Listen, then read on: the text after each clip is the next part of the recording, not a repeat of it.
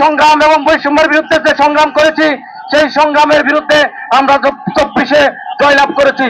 কিন্তু দুঃখের বিষয় হচ্ছে, ওই যে রকিব কমিশন থেকে উগল কমিশন, তারা এই নির্বাচন কমিশনকে নির্যাতন কমিশনে পরিণত করেছে।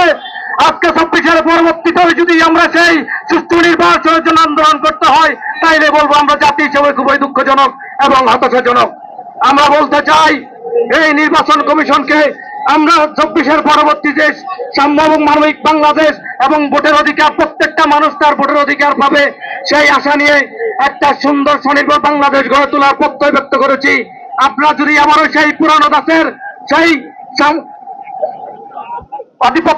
আধিপত্যবাদী সেই ব্যবস্থায় ফিরে যান, তাহলে সেটা হবে জাতির জন্য দুঃখজনক।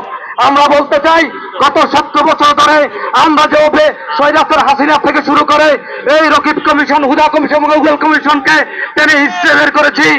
আপনিও যদি কোন ধরনের পাইতারা করেন, আমাদের দাবিগুলো না মেনে নেন, তাইলে আপনাকেও কিন্তু এবং টেনে হিসেবে বের করা হবে ইনশাআল্লাহ।